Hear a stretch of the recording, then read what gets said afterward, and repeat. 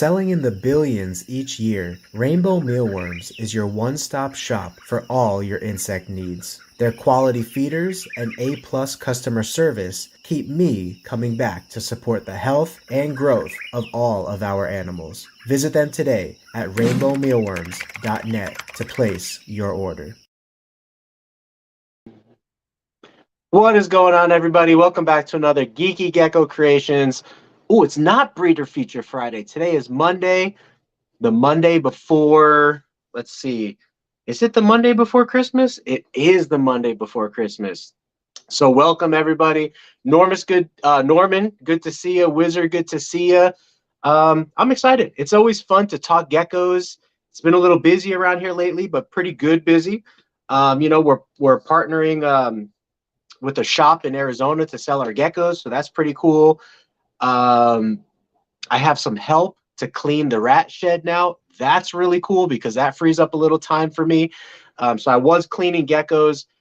I really don't like cleaning and streaming at the same time because it splits my focus and I can't do either one 100%. So for the next hour, I'm just streaming and then I'll get back to cleaning later tonight. But really fun. I mean, hatching a lot of black knights. We actually just hatched our I just saw when I was cleaning our very first moon eyes nor desire black eyes leopard gecko. So NDBE, the moon eyes variant, it looks really, really cool.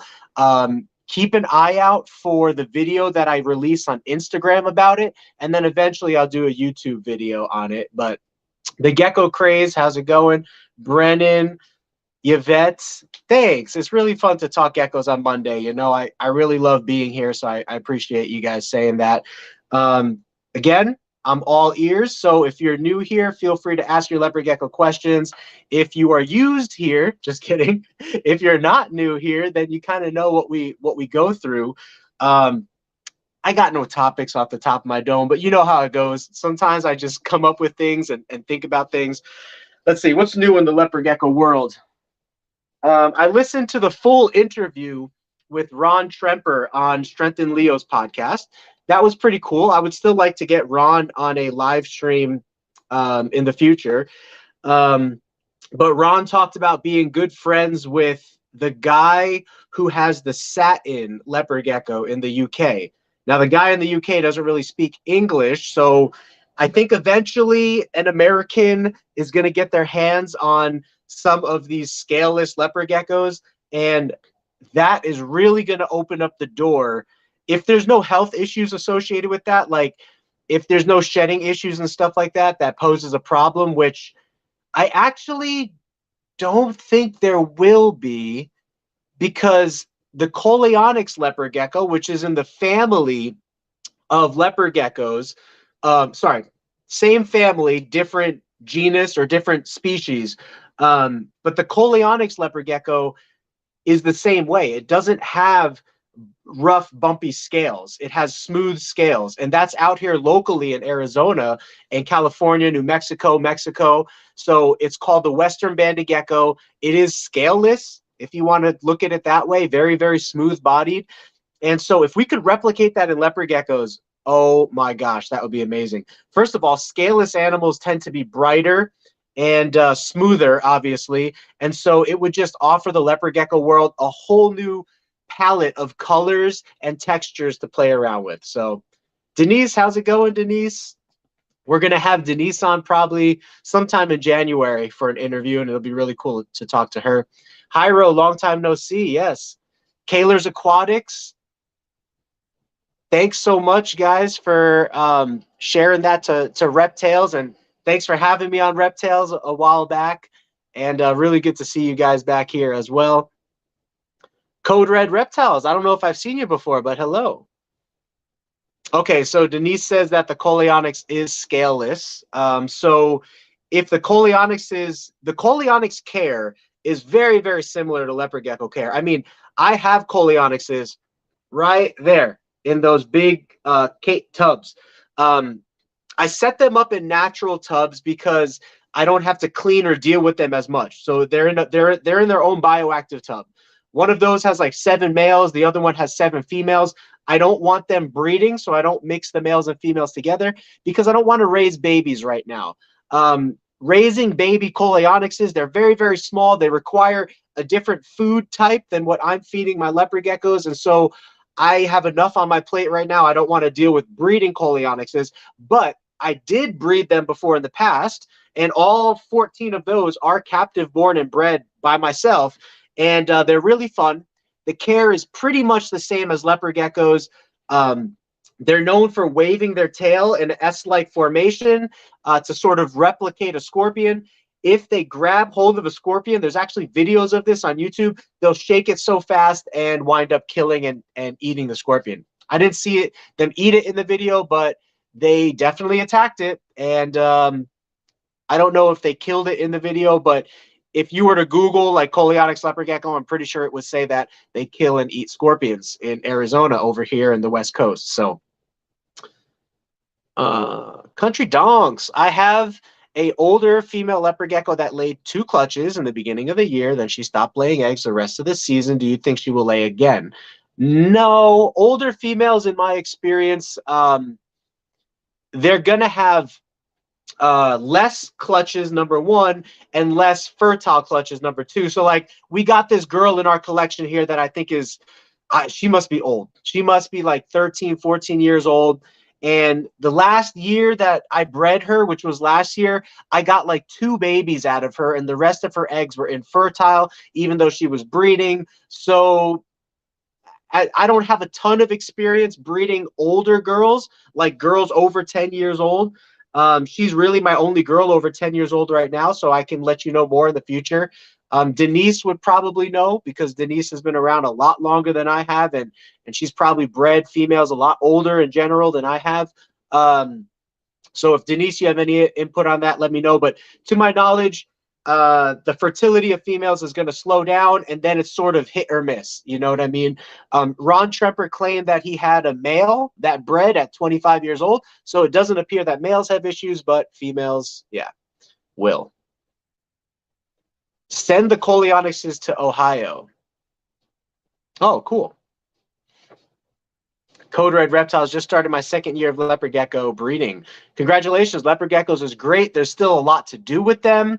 I think they're making a comeback. I think they're going to make a comeback. You know, they've kind of been dipped down in the market for a long time, but they're slowly back on the rise with the expansion of a few new genetics and new breeders that are in the hobby that are creating content about leopard geckos, you know, so great time to be in them. So I just started my 2nd year. Do you have any tips for me? Watch all the videos you can. We have a ton of videos on incubation, whether the eggs are fertile or infertile, morphs that are good for beginners, intermediate, and experts. So we have a bunch of videos on our channel about all of that. Raising babies. Babies have issues with shedding if they don't have humidity. So like I give all my babies a humid place. Otherwise, if you don't do that, you're going to have to spray them every couple of days. And personally, I don't like doing that because you also spray their poo and stuff like that, and it can smell a little bit and create extra bacteria. So I really like to give them a humid hide. So all of my geckos, all of these geckos, even from the day they're born, they get a humid hide. Until the day they die, they get a humid hide. Everything in our operation gets a humid hide. You can make humid hides very, very cheap. This is 6 cents, maybe 2 cents in bulk. I'm not sure. This is, let's just say 6 cents for now. It's an 8-ounce deli cup. You could cut a plastic hole in the lid, put it on top like that, good to go.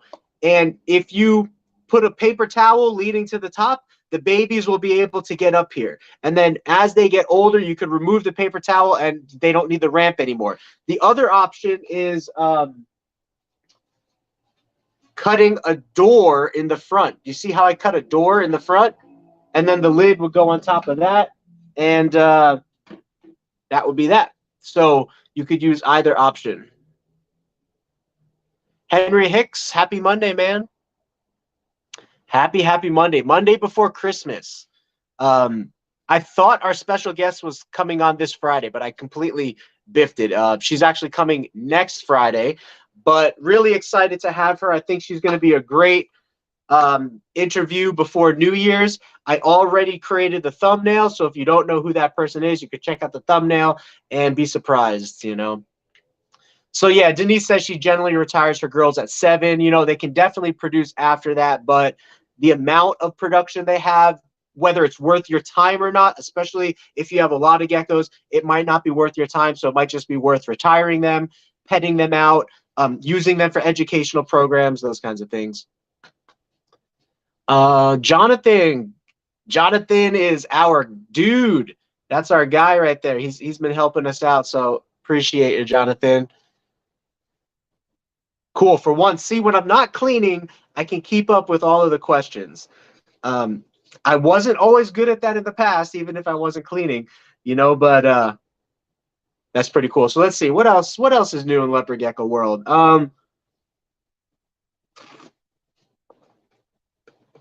I mean, we're on our 2nd generation now of Mandarin Inferno crosses. So we bred our top quality Mandarin male to a ton of Inferno females, and then we took those babies and bred them back to their dad. So that's generation 2 now, and those are looking really, really good. You can see some of them on our Instagram. They have like the highest levels of red and whatnot that that I've produced so far, and then yeah, they just look really, really cool. So I'm excited about that. Like I said, the moon eye, I just found an NDBE moon eye. It looks so cool. Like the eye looks like it's a ghost or like a phantom. It's really awesome. So now that I know officially that I have some NDBEs, I'm gonna be looking to breed more of them and putting some data together as far as fertility rate of females, fertility rate of males, expression of the eyes. You know, sometimes they say that like NDBE can come along with different variations of the eye, like all black eye, marble eye, or moon eyes, and also that it can create the eyes to be really small, you know, kind of like a deep birth defect kind of small.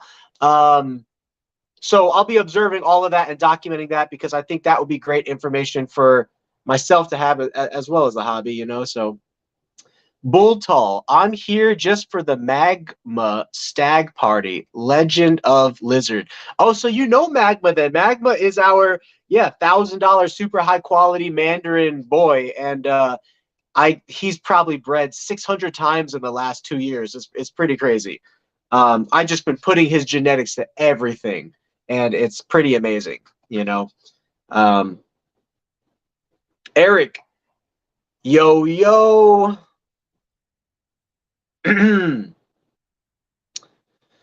You're breeding high yellows with apters. Do you know any other genetics I should put together? So within the apter and raptor category, you're looking for eclipse and tremper. And then, of course, tangerine. If you can produce like orange raptors or orangey raptors, that's going to be better in a way than yellow raptors. So I would go for tangerine raptors, which is tangerine, eclipse, tremper albino, and then also input in there white and yellow. White and yellow raptors are really, really cool, and that will create a lot of contrast for you. So Henry Hicks, I just got a male jungle emerine yesterday. What would be a good female to pair it with? So jungle emerine, meaning that it's yellow, it has wonky pattern, and it has green highlights. So you have a couple different ways you can go. I would probably try to breed it to other jungles so that you can make more jungles, because I really, really like jungle. And then you also, so it's a male. So what you want to do is you want to pick females that have high amounts of green, which we actually do have a bunch of females that have high amounts of green, and we can offer really good deals on like bulk prices and stuff like that for like lower priced animals.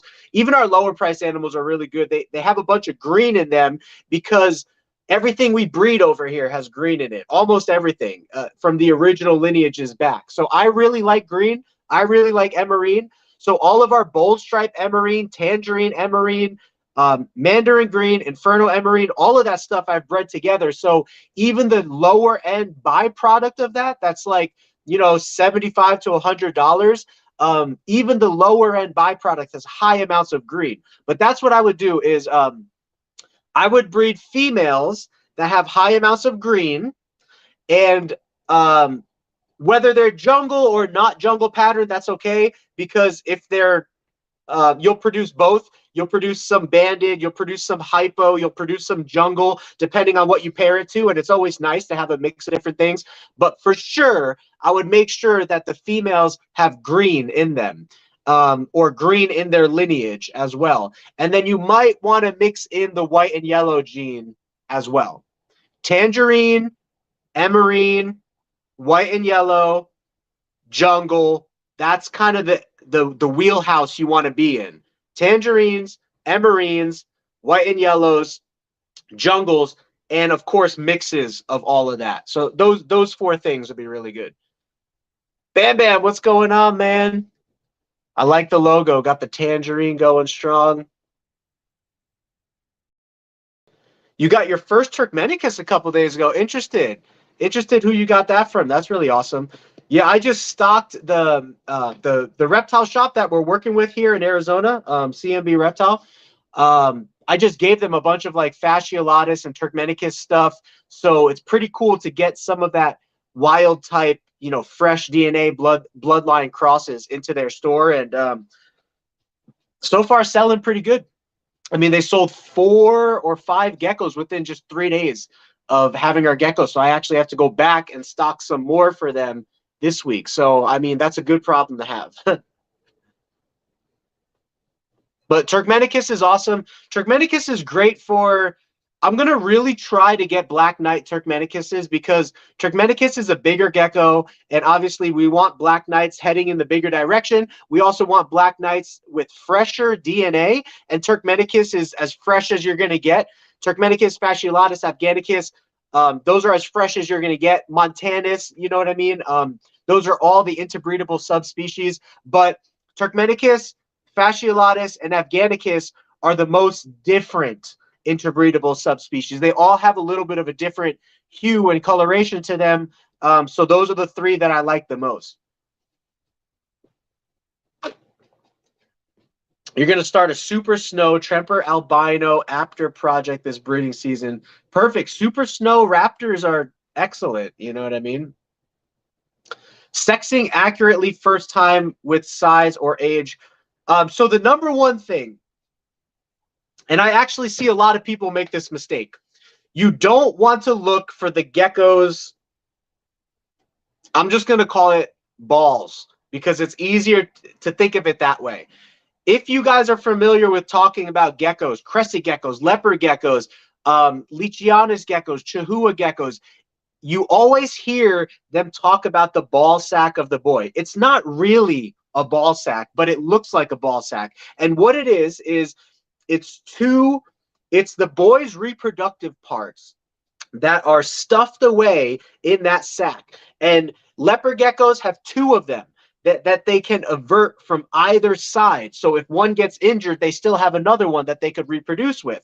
Those are called hemi, meaning 2, or multiple. Hemi means 2, or multi.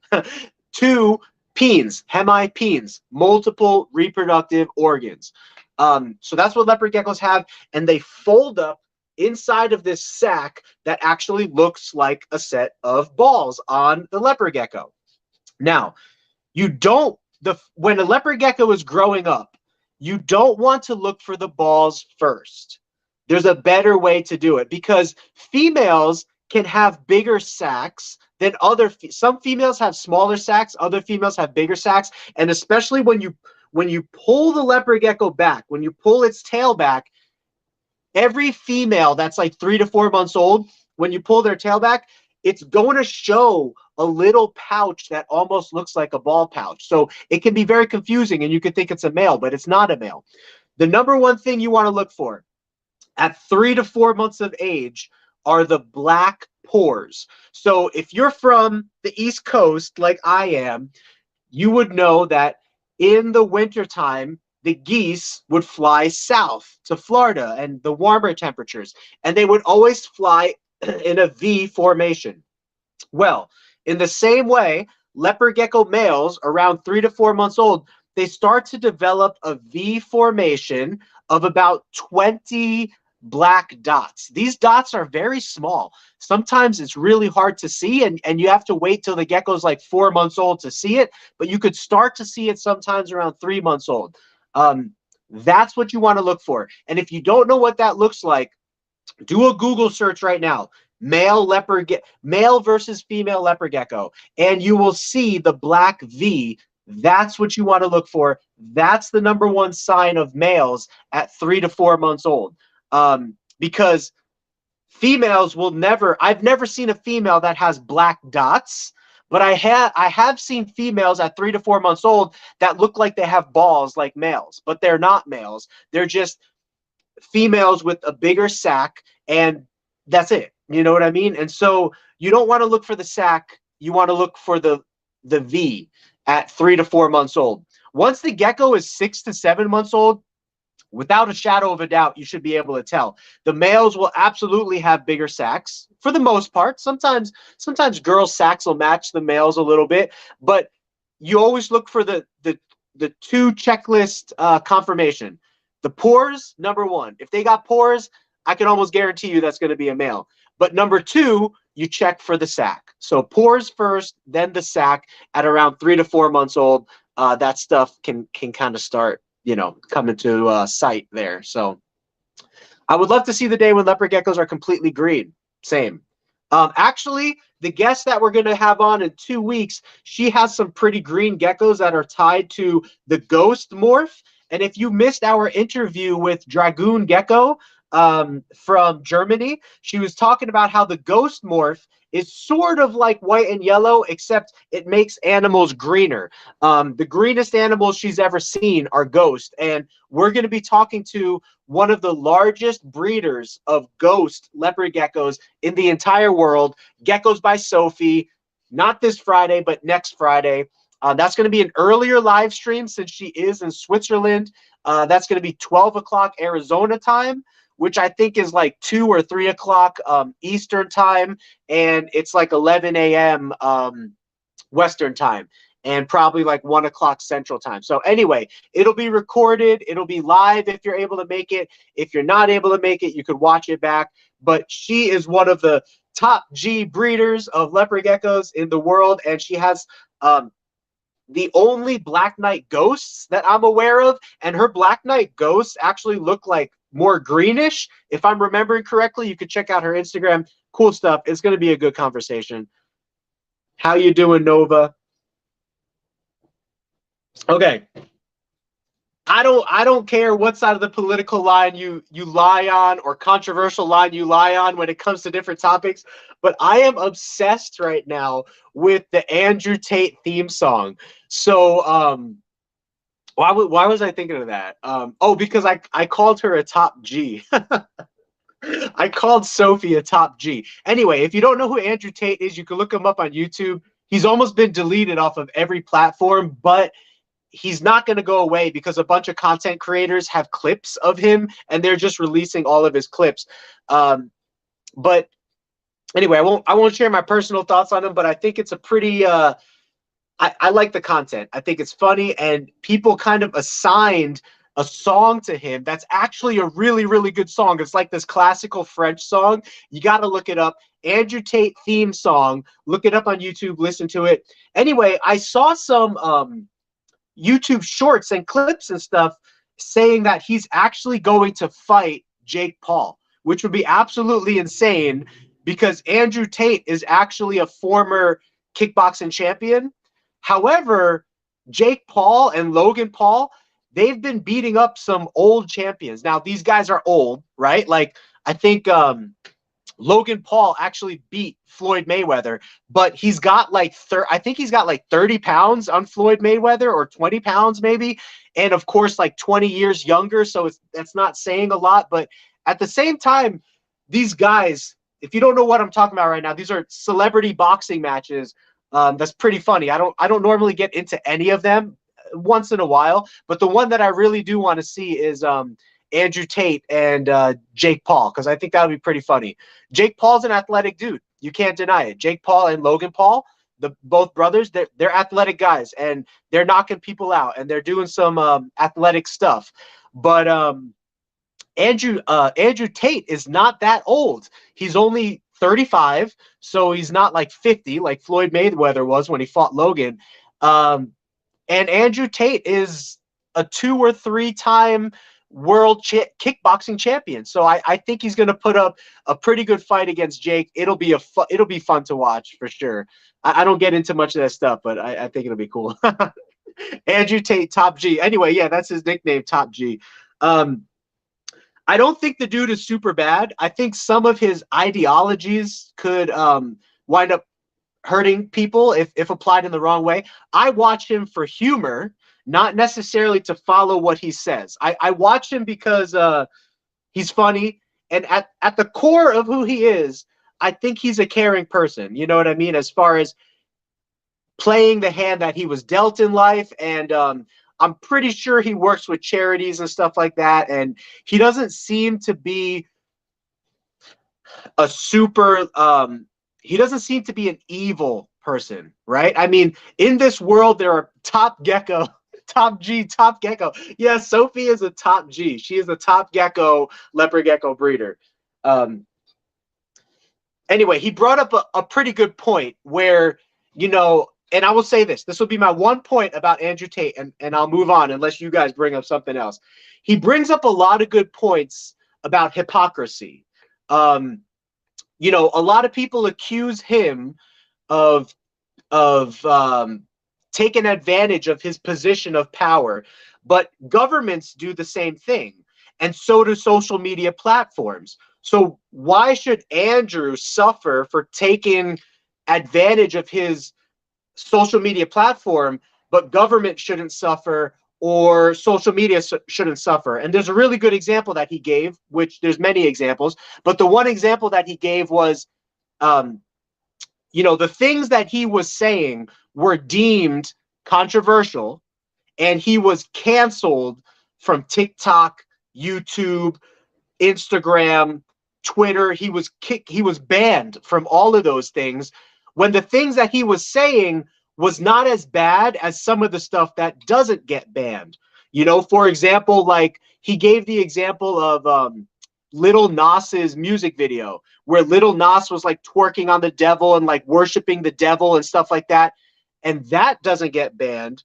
But when Andrew Tate says that men are physically stronger than women, he gets banned for something that could arguably be viewed as, even though it's not that sensitive of him to say stuff like that, it could arguably be viewed as correct.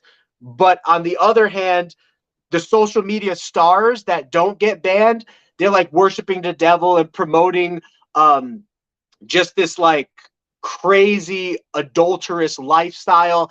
And he doesn't do any of that, but he gets banned. Anyway, that was the one example that he gave. There's many examples if you want to look into it, but he's a pretty funny guy, and the content that people snip of him is pretty funny.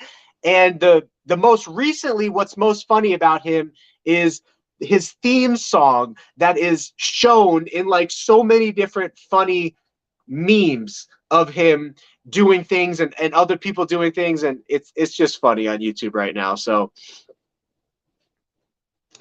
one of my female leopard geckos is a blizzard. She has she has metabolic bone disease, and I don't know if she can breed. So if she has metabolic bone disease, you want to cure her of that disease right now. If she's an adult, I would ask you to text me some pictures or message me some pictures. So find me on Instagram, Geeky Gecko Creations, or text me, 480-299-7657.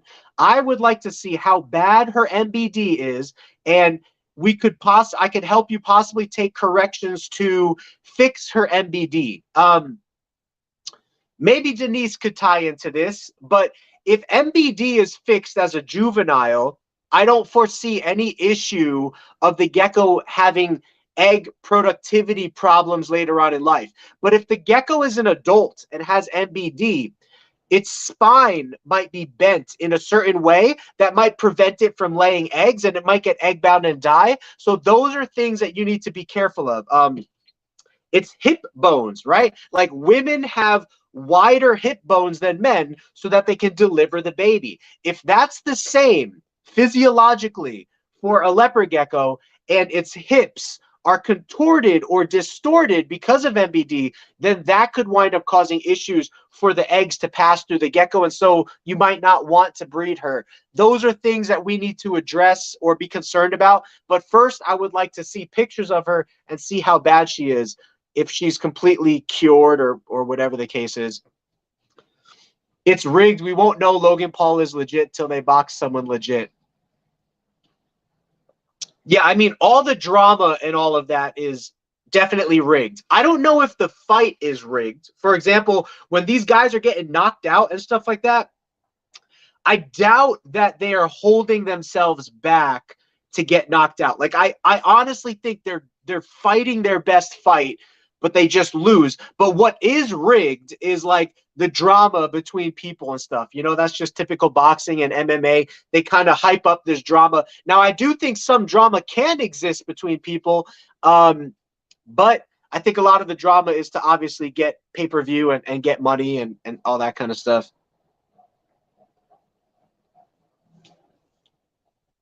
But I don't know. You probably know more than me. I don't follow that kind of stuff too much.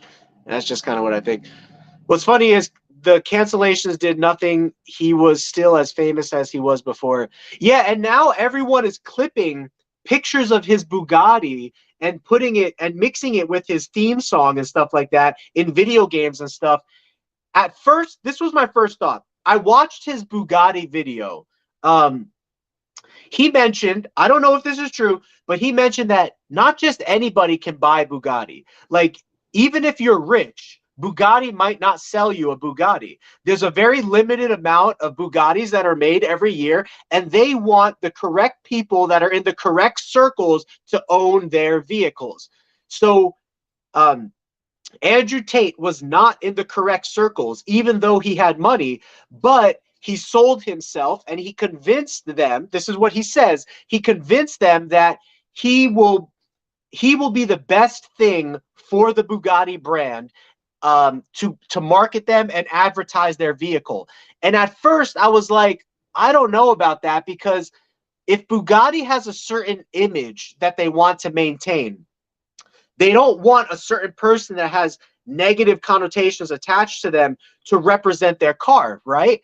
But Andrew was right, because at the end of the day, every car game now is making clips of Andrew in a Bugatti playing his theme song, showing a Bugatti, and it wound up being massive marketing for Bugatti.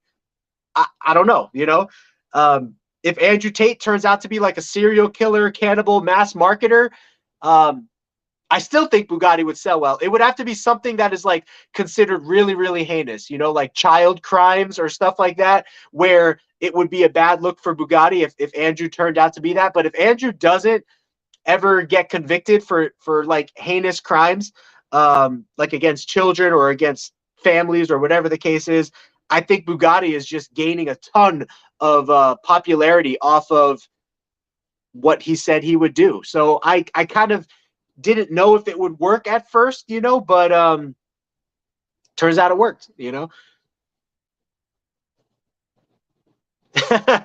Hash, yeah, you're in a good combo. My Blizzard came from a reptile rescue and I wanted to give her a second chance at life. Yeah, second chance at life is perfect. I completely support that. But we have to analyze your gecko to see if it's conditioned for breeding, number one. And then number two, without an x-ray scan and all of that kind of stuff, we won't ever know if her bone structure in her pelvis area is completely normal. So breeding reptiles in general is always risky, especially when you add in geckos that have had serious issues with MBD. Now, if they did not have serious issues with MBD, I don't think it's that big of a deal. But the more serious the issue, the more risk is involved. But breeding reptiles is always risky.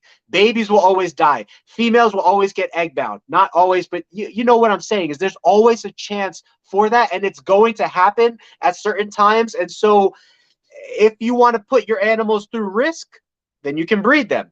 If you don't want to put your animals through risk, like less risk, then don't breed them. You know what I mean? So would you ever get into breeding Chinese cave geckos? Yes and no.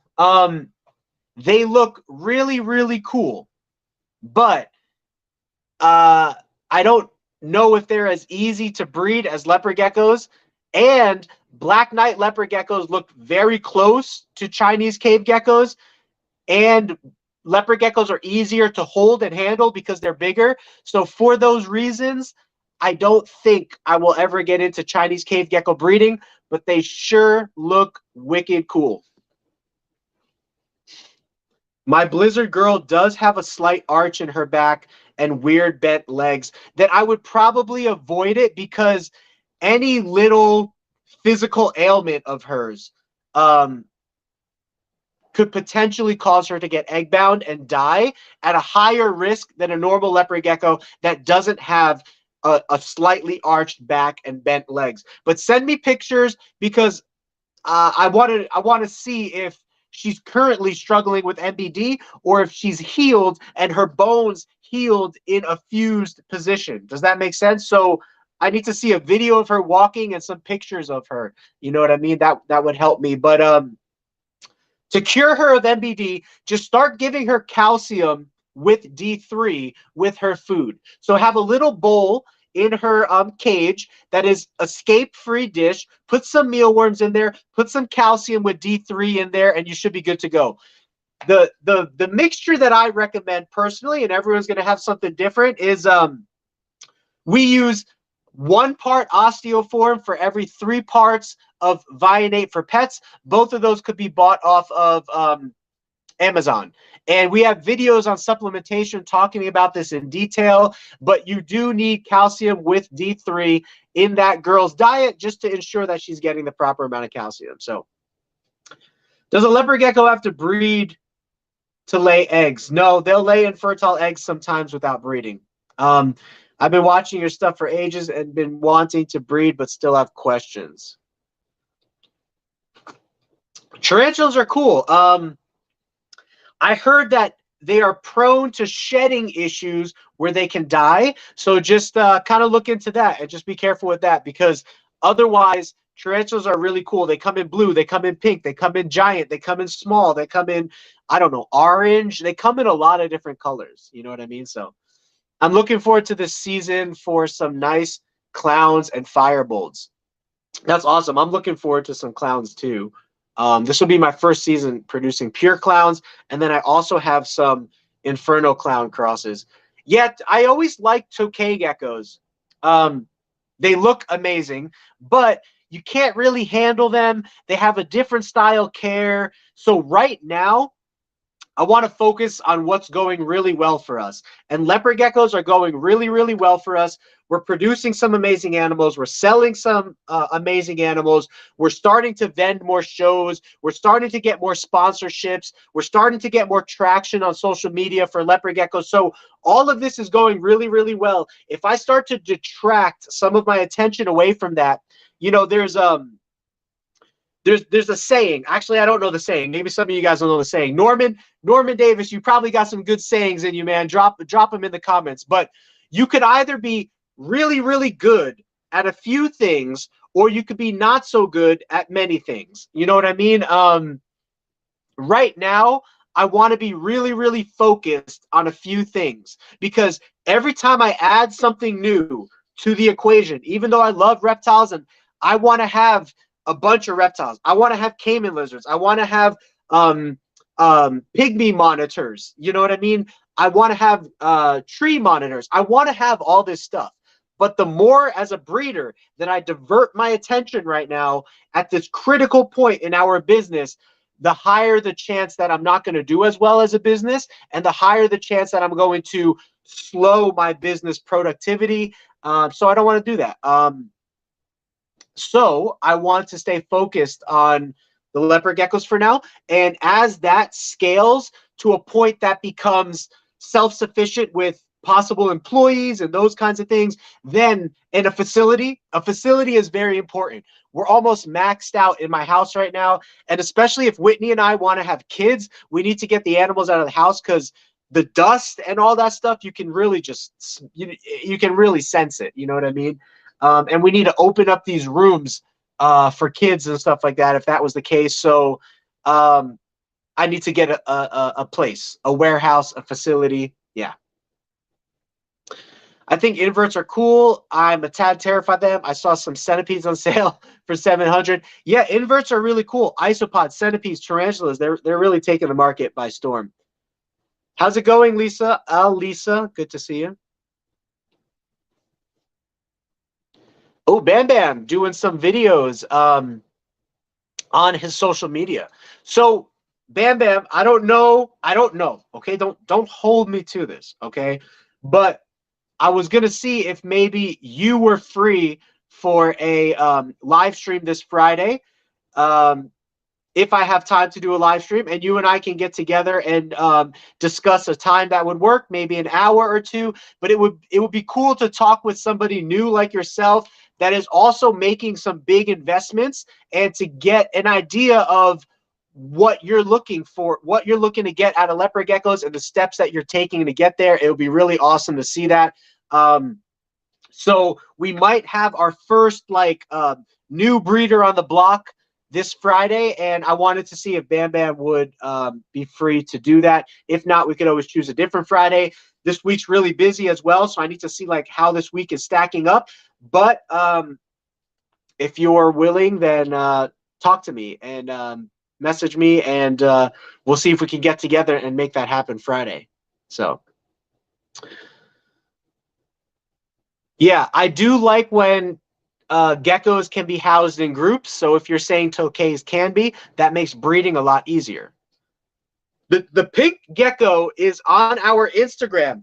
It's a pure fasciolatus leopard gecko that has very, very reduced pattern, and it gives it this fleshier, fleshier, pinker look. But man, man, there were some nice geckos that I shot today while I was cleaning, and I'll be releasing those videos on Instagram. So if you don't know, the biggest thing on Instagram right now is reels, and then making creative reels that change the camera angle every 2 to 3 seconds, that bump along with the beat, and you want to choose songs that are popular or funny audio clips that are popular and put it to your animal. That's how people go viral right now. I want to make a video on that to teach people how to go viral on Instagram and stuff like that. But that's how you go viral. That's how you go viral on YouTube. That's how you go viral on Instagram and TikTok right now. That's just the way it is. It's just short content platform. And so that's what I'm making right now on Instagram, is all of these reels of really nice video geckos and stuff like that. You know what I mean? Your leopard geckos are amazing looking. Sometimes I look on your website for some. I always see geckos with high color. Thank you. And our website right now only has our lowest end geckos, but I like to say even our lowest end geckos are higher quality than average low end geckos. So yeah, so they're really colorful. They have lots of greens, high yellows, wild type genetics mixed in there for diversity. You know what I mean? So really cool stuff. I appreciate that. The reason that I'm not posting anything super high end right now is because we have a show coming up in January, and I want to bring a lot of high end stuff to the show. And then whatever doesn't sell at that show, I can start to upload to the website. So Black Knight Afghanicus, pure Black Knight, high end tangerines, Mandarin bold white and yellows, Mandarin Inferno crosses, all that kind of stuff. You know, we'll be posting up. So. Thank you, Drago. Hope your day is going good as well. The pet shop was the best for me because I could work with any animals. It gives you a chance to learn about all the animals you're interested in. Yeah, Norman Davis was very successful working with a lot of animals. So, if you want to own a reptile business, there's a couple different ways you could go. Number one, you could breed feeders. Feeders are very popular. Number 2, you could own a pet store. Pet stores are very popular. And number 3, you could be a reptile breeder, specifically focused on breeding reptiles. They each have a different business model that has different ways to be successful, but they all have some similarities that overlap as well. So my Instagram link should work. If it's not working, I apologize, but it's just Geeky Gecko Creations on Instagram.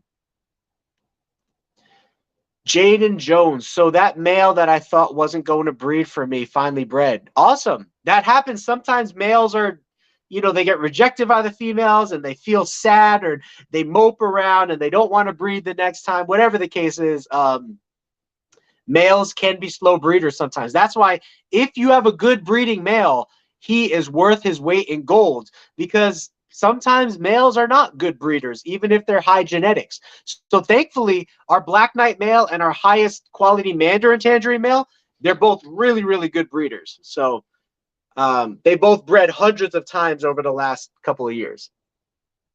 Thank you, Bull. Appreciate that. Let me see what my schedule's looking like. I should be free this Friday, but not 100%. And we could do it at like a different time too, if it works out, or a different week, So let's check in with each other, Bam Bam, and we'll see if that winds up being something we do. I'm trying to get caught up with a whole bunch of cleaning and stuff before the January show and before the holidays and all that kind of stuff. But anyway, I'm doing pretty good on cleaning, especially since having some help with cleaning the rats and all that kind of stuff. But I haven't been able to make as much videos as I want. I have 80 videos that are listed in my YouTube note on my Samsung Notes. 80 videos on topics that I want to make. Anyway, there's just a lot of stuff going on with trying to keep things organized and function around here. Your Discord link is expired, I'm pretty sure. I haven't been able to join for some reason. I'll check it out. I haven't been on our Discord for a little bit, but I will check it out. If not, it's just Geeky Gecko Creations on Discord, and you can check that out. I know it's been active. Like, I know people are using it. I just haven't used it recently. What is a good age to check gender to where it's easier to determine? Elisa, we were just talking about this earlier in the stream. I spoke on it for like 15 to 20 minutes, so check out that part of the stream. But around 3 to 4 months old is when males will start to develop their, what's the official name for it? If some of you guys know right now, prenatal pores? Pre-anal pores. I don't know what the official name for it is. But at around 3 to 4 months old, males will start to develop the black dots by their anus. That's the number one thing you want to look for to determine what a male is. And then the second thing is you want to look for the bulbous sac underneath the tail. But some females have a bulbous sac, but females don't have the black pores. So the black pores is the number one thing you want to look for at 3 to 4 months old. How often do you pair a male daily and weekly? Well, we're group breeding right now, so I'll leave one male with 4 females for about 4 to 5 days. If a male goes into a group of 2 females, then I'll only leave him in there for 3 days. If he goes in with a group of 4 females, I'll leave him in for 4 to 5 days. Yeah, and that's it. I don't ever leave a male overnight with just 1 female. But if he's overnight with 2 girls, I'll leave him in for 3 days. If he's in with 3 to 4 girls, he'll be in for 4 to 5 days. During the time when I was individual breeding and repairing animals, I would breed a male to a single female. I would breed her. If they breed, I would not. I would wait until she lays her very first clutch. If her first clutch is infertile, I would pair her immediately after that. If her first clutch is fertile, I would wait till she lays her second clutch. If her second clutch is fertile, I'll try to pair her again.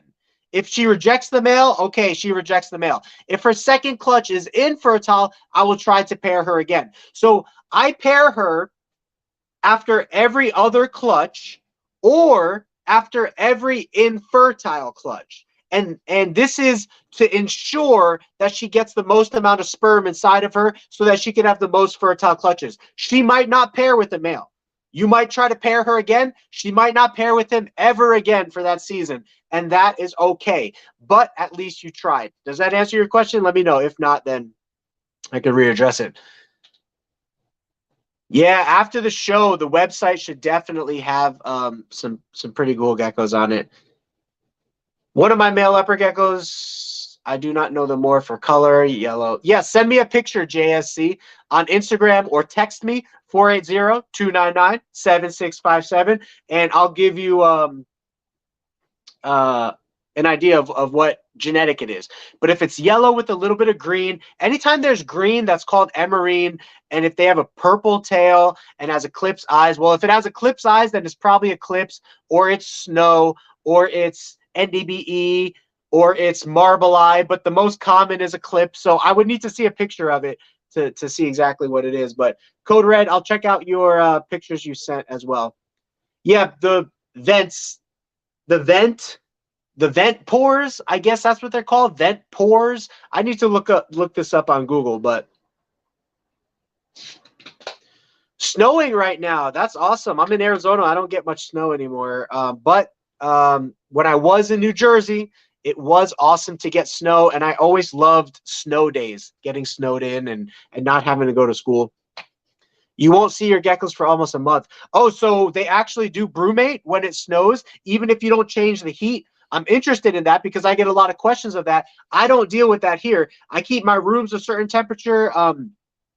I've never experienced a gecko going into long-term brumation, maybe like a week or two where they slow down. But Willow, I would be interested to know if you have a high heat source and your geckos still go into brumation.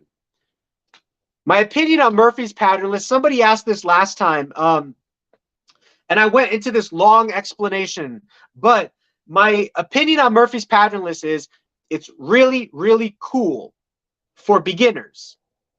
But the long explanation that I went into was there are some genetics that are more common and not rare, and that's where Murphy's patternless falls into.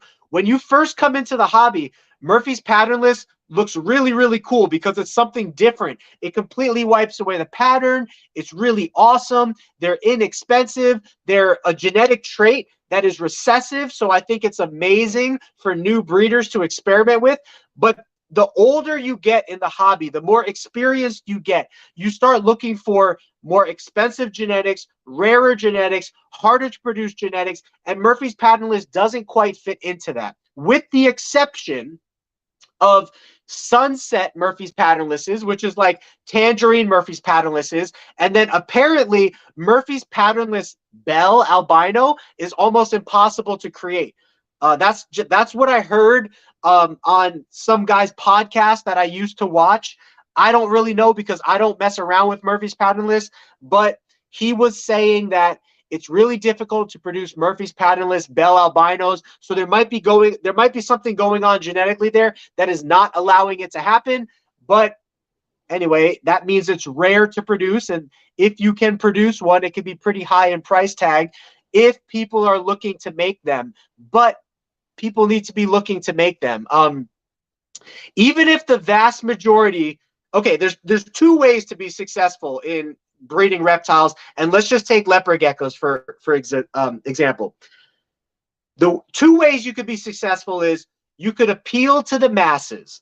That's my strategy. I try to make geckos that people want. Black geckos, orange geckos, white and yellow geckos, snow geckos, combination geckos, wild type geckos. I try to make things that appeal to the masses. Then the other way you could be successful is you could appeal to the minority. There's always minorities that want certain things that even the masses don't want. So for example, this guy that I was talking about right now, he might pay a lot of money for a Bell albino Murphy's patternless because he cares about them, even though the masses don't care about them. So even though the average person would not pay $2,000 for a Bell Albino Murphy's patternless because they don't care about Murphy's patternless. It's not where the trends are going. It's not where the masses are going. The minorities might care, and the minorities might buy into it. And it's the same with Cypher right now. Cypher the price is coming down, but let's take 2 years ago when Cypher was first starting to get sold. It did not appeal to the masses because for $3,000 you were getting a gecko that basically looked like a normal, and that doesn't appeal to the masses. But the people that wanted to work that project and saw the potential in it, they were willing to pay $3,000, $4,000, $5,000 for a Cypher leopard gecko that basically looks like a normal because they're the minority that has a desire to work with it for 2 reasons. Number one, they're curious what would happen. And number two, if they have a lot of them, they can start selling them for high dollar, a little bit less, but they will make a lot of money. So I just went off on a whole different thing, but I did not attend Repticon in Florida. I did not. I'm in Arizona, but I would like to attend shows in other states as time goes on. But right now we only have the ability to do like West Coast shows, but I would love to do some East Coast shows. Your room is 65, your tanks are 80, and you don't have a hotspot, Wizard. I'm interested in this because some people told me that they have no hotspot and their geckos are between. I heard a gecko moving. Oh, it's the sailfin dragon. Sometimes the sailfin dragon, is it 8 o'clock over here? No. Yeah, the sailfin's light must have cut off. Anyway, it sounded like a robber breaking in or something. But when the sailfin's light cuts off, it always freaks him out for a second, and sometimes he moves around a little. What was I talking about? Oh, somebody told me that they keep their leopard geckos between 75 to like 84, and their geckos have no problems digesting without a heat source. But Mr. Wizard, your room temp is 65 to 80. Do you have a hotspot, and do your geckos have no problem digesting? I'm always interested to learn. Yeah, Bam Bam is heavily invested in Tango Crush. Tango Crush is a really cool line of tangerine. I'm sorry, I always forget to mention that. But Tango Crush is basically a mix of all the lines of tangerine because when you read Gecko Daddy's website, he mixed in there Mandarin and all this other stuff. So I'm sorry, I always forget to mention it. But Tango Crush is the marketed, advertised branding of Gecko Daddy, who is a well-known person in the hobby. So he got to name his own line of tangerine, therefore called Tango Crush. Anyone could do it. It's your own marketing thing, So, but he's anyway. Tango Crush is a good line. Bam Bam's heavily invested. I would love to talk to you more about that, Bam Bam. Indiana's weather doesn't change your geckos at all. Same, yeah, with Arizona doesn't. Do you think Max Snow and Dark Murphy's patternless times a low expression Black Knight will look cool? Well, Murphy's patternless is not going to be expressive unless you actually make a Murphy's patternless Black Knight. From what I've seen, Murphy's patternless and Blizzard Black Knights do make a cool expression. I don't know about a low expression because sometimes low expressions wind up looking kind of normal-like. But I definitely think the dark DNA of the Black Knight goes good in almost anything because it makes things look different. I think my most expensive Tango Crush is $800. Yeah, I mean, okay, here we go. Lisa, I Googled the pores. It's called preanal pores. There we go. I said prenatal. I said prenatal at first as if it was like care for a human being or something like that, But thank you, Elisa, for looking that up. Appreciate that. So preanal pores. Now I know the correct biological term to use when I'm talking about it on the show.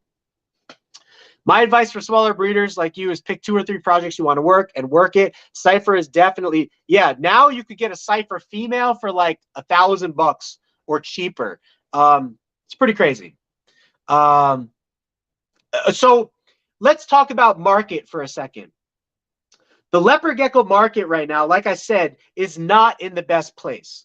The whole reptile market is not in the best place right now. There is a recession in the general reptile market, and there's an even bigger recession in the leopard gecko market compared to 10 years ago when they were very, very popular. Now, I think leopard geckos are back on the rise, but while they are in the bottom pit right now, that's when you want to invest in expensive projects that you could get for lower cost. So buying in a recession is really, really good. That's what all house flippers do, right?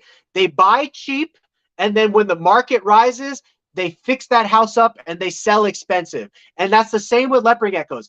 If you can get in the cipher market right now for $1,000 and you're able to comfortably spend that money, that might put you ahead for when the market starts to rise and the demand for cipher starts to go up and combinations of cipher start to go up and the leopard gecko market starts to go up. Now cipher demand will be back on the rise again. So it's just a lesson in market value and like the bell curve of how markets go and recessions and all that kind of stuff.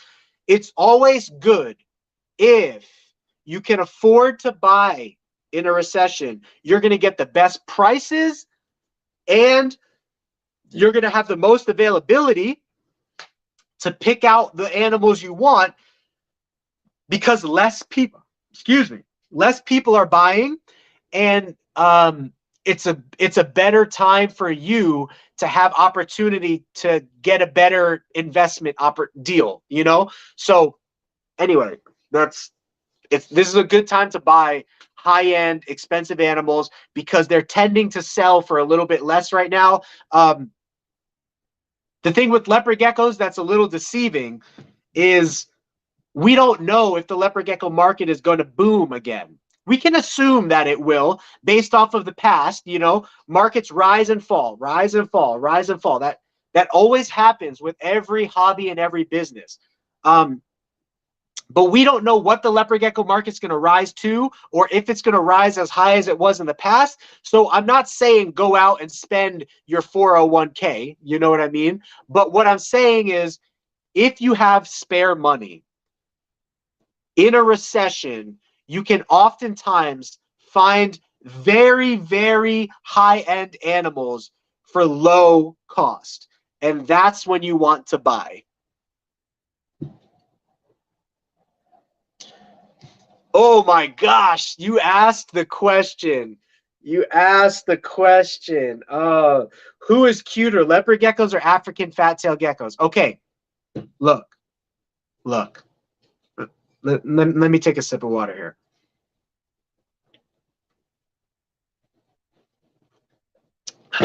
I just got Andrew Tate's song going on in my head right now. Maybe I can make an Andrew Tate meme with African fat tail and leopard geckos. Okay. Without a shadow of a doubt, leopard geckos are 10 times cuter than crested geckos. Without a shadow of a doubt. And that's for a couple reasons. Number one, they could close their eyes. Crested geckos can't close their eyes. It makes them look freaky. Number two, they lick you every time you touch them on the tip of the mouth. And that's really, really cute. Number three, leopard geckos sometimes will walk to the front of their cage and wait for you to pet them on the head. Now, they probably think you're bringing them food, but I give them a pet on the head and act like they're a dog anyway.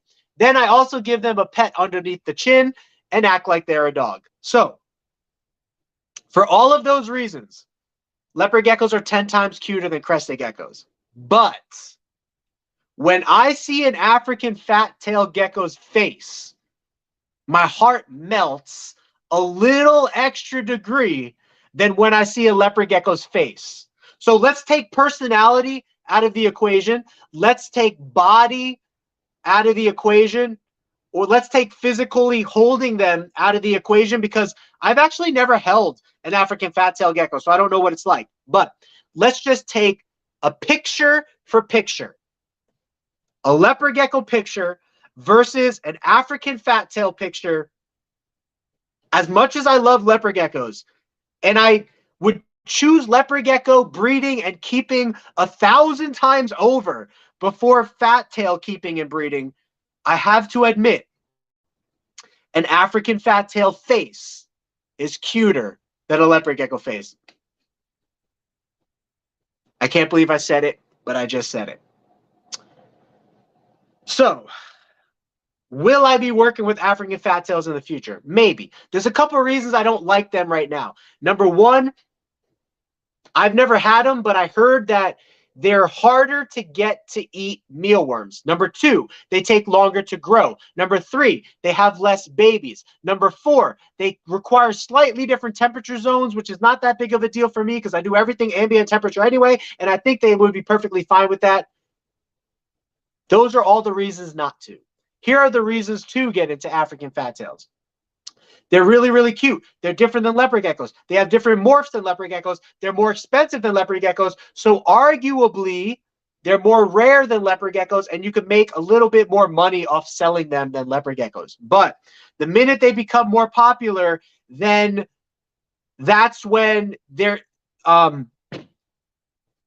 when the price is going to drop and they might not be worth it. Now, here's why they might not ever really drop in price. Number one, people don't want to deal with them because they're more difficult to breed. Number two, they take longer to breed. So when an animal takes longer to breed, it's harder to reproduce. Genetics take longer to play out, and that tends to carry and maintain the price tag of the animal longer. Anyway, I think I've spoken enough on that. Fat tail geckos are cute, but I love leopard geckos and choose them 100 times over any day of the week to breed and work with. And even though fat tails are cuter than leopard geckos look better than fat tails. Let me explain. Leopard geckos are slimmer, thinner, trimmer. They're more dinosaur-like than an African fat tail. An African fat tail looks like something between a Magikarp and a Charmander. You know what I mean? I'm being a little funny here. For those of you who don't know what Pokemon is, it looks like something between a fish and a gecko. Like it has a short face, big eyes, stumpy body, a fatter tail, shorter legs. You know what I mean? It's just, it looks a little bit more animated and cartoon-like. I like a gecko that looks like a dinosaur. And that's why I like leopard geckos so much, because they look like dinosaurs and not little stuffed animals. Even though they do make good stuffed animals, they look more like a dinosaur. And African fat tail is cuter, but leopard gecko is fiercer looking and more dinosaur-like looking. And I love dinosaurs, so there is my statement. Yeah, I think the sailfin's light is off. Let me see. Let me check on the sailfin.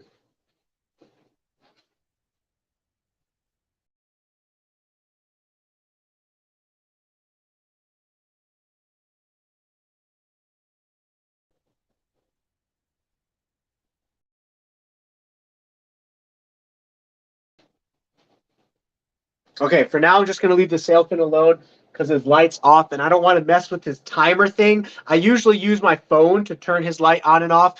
But if you don't know what a sailfin dragon is, they're really, really cool. I have some videos of sailfin dragons on our YouTube page. And I don't know if I want to bring this guy to a show. You know what I mean? They're a little bit... Okay, so here's the weird thing about sailfin dragons. They're a little bit skittish, but they're also very tameable. So, like, for example, when I go to grab the sailfin dragon, it's jumping around all over the place.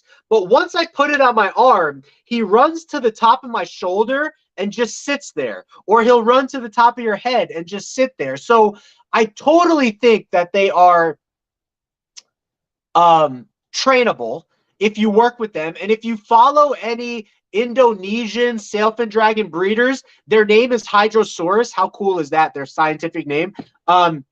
They have really big, like 4 or 5 foot sailfins that they let sit on their arm, and they walk around town with them. So I do believe sailfins are absolutely tameable. I don't work with mine taming wise because I don't have time, but he's really, really cool to look at, and I don't have the heart to sell him just yet. So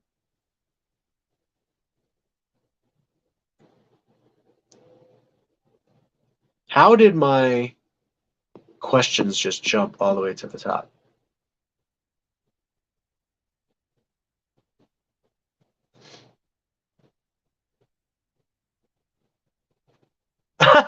The logo is on my head. That's funny.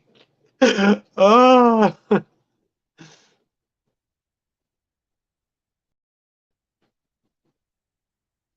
All right, hold on. I missed some good questions here. All right, I might have to move around my logo and stuff, but hold on. How you doing, Michael? It's good to see you. Okay, Batman, want to score good deals on Morph Market? Watch the market. Yeah, because I'm not shopping for geckos right now, I don't go on Morph Market every day. But if you're shopping for geckos, then going on Morph Market lets you see the good deals that you can get. So, like, for example, last year I was looking for another tangerine male to add to our breeding operation here, just to mix it up. Because I have Inferno, I have Mandarin, but I wanted a different bloodline. And I found this person that had a really high quality blood tangerine male with like almost a full carrot tail for $100, because she's not really a breeder. She just had this animal as a pet and used him for like science shows and stuff like that. So yeah, watching the market lets you find good deals. I have two fat tails. They feel more sturdy than leopard geckos. I also think they're a little more calm than leopard geckos in general, right? But again, it goes back to the dinosaur. Now I can't stop looking at the logo in my head. Also, I've heard African fat tails can lay 3 eggs in a clutch. That's interesting. Looking for something interesting to cross with my Inferno, Blood, Emerine, possible Het Raptor. What would you recommend? Inferno, Blood Emerine. Oh, Bold Emerine. I would recommend another tangerine. I would recommend a tangerine Emerine Raptor, because what's going to happen is you're going to produce a bunch of different animals. You're going to produce some raptors. You're going to produce some het raptors. You're going to produce some eclipse het trempers. You're going to produce some tremper het eclipses. You'll produce a whole bunch of stuff. So my recommendation would be a tangerine raptor, or a tangerine white and yellow raptor, or a tangerine white and yellow het raptor, or a tangerine het raptor. Those are your options. So either including white and yellow in there or excluding it, and either having the visual tangerine raptor or the the tangerine het raptor. Either way, you'll create a very good diversity of animals. You know, David, what's going on? I just realized who you are. So that is what I would do. Some African fat tails look like tangerine. Yeah, sometimes when I'm looking at like a tangerine African fat tail, I think that it's a leopard gecko, but like the amelanistic ones and stuff like that.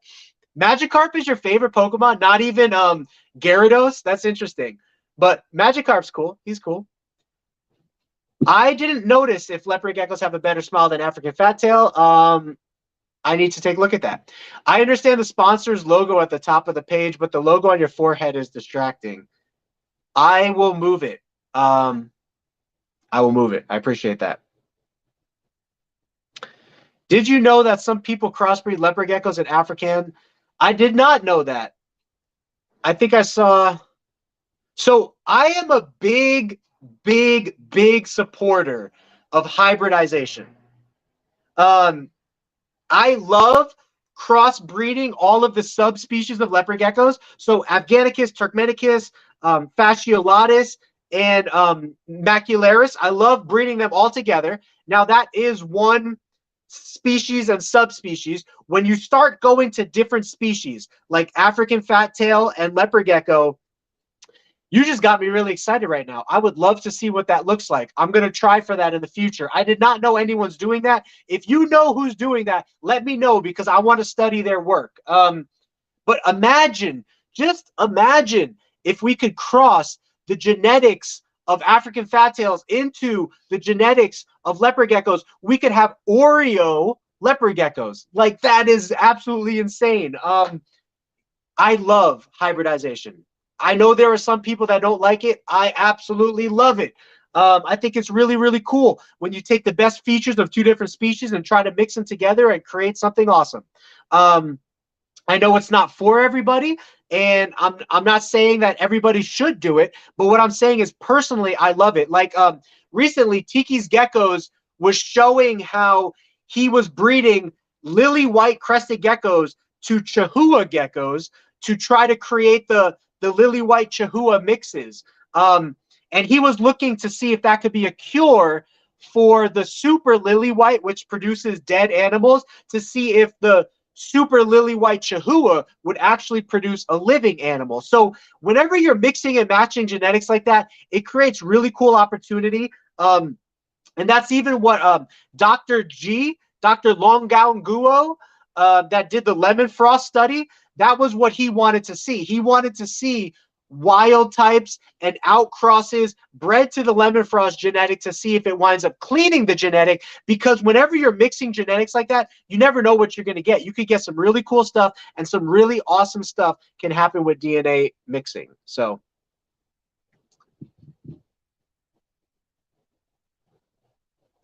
can you breed carrot tail with the blizzard? Yeah.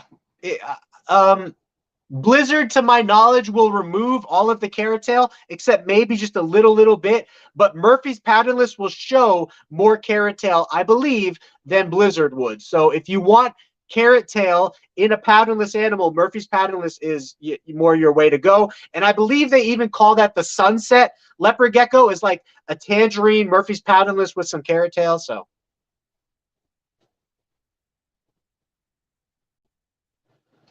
set up my 4-tier rack system last night, getting ready for my 2. Willow, I didn't see if you said you have heat on there, but let me know. Anyway, my voice is getting really tired. I'm going to make some chicken nuggets and watch a little bit of Power before getting back to my cleaning. So I never watch Stars and HBO because we only have Hulu and Netflix. But we got done watching, what show was it? It was a good movie or show that Whitney and I were watching, and as we're lying there, it starts to play this show called Power. Now, this is very much an adult show. I would not recommend any children watching this show, because there is a lot of non-childlike content in this show to the extreme.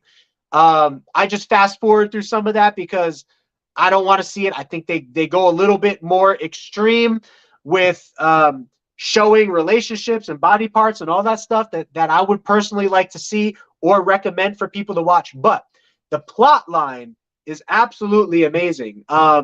If you're an adult and if you fast forward through all of their relationship scenes, use your imagination, their relationship scenes. The plot line is really, really good. So I have some fries. I might make some chicken nuggets, watch an episode of that, and then get back to cleaning. But, oh, so you have belly heat. So Willow has belly heat. How hot does it get on the hot spot? And how long do your geckos go into brumation? Have those answers ready for me by next stream, and we will talk about it. Yeah, Chinese cave gecko would be an interesting mix. I just think a Chinese cave gecko is way too far removed from the leopard gecko DNA to make it work unless you splice the DNA. You know what I mean? Like in a lab or something like that, and you try to birth an animal. But I'm all about that stuff. I mean, I love Jurassic Park, and that's all about genetic splicing and all that kind of stuff. So, yeah, Power with Tommy. I love Tommy. So, Mandarin Sunburst, never heard of it. I picked up a female at Pomona. Hash, come find us at Pomona. We're going to be at Pomona.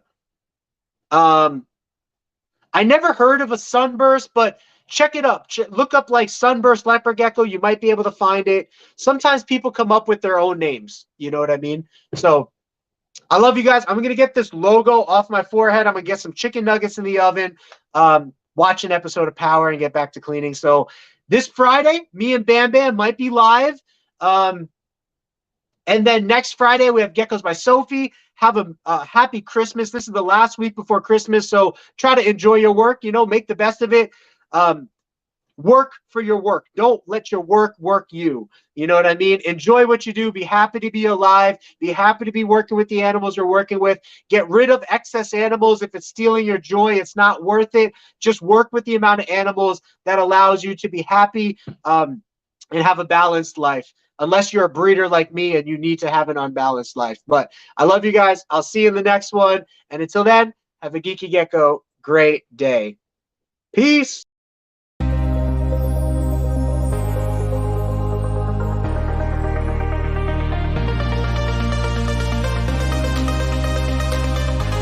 Selling in the billions each year, Rainbow Mealworms is your one-stop shop for all your insect needs. Their quality feeders and A-plus customer service keep me coming back to support the health and growth of all of our animals. Visit them today at rainbowmealworms.net to place your order.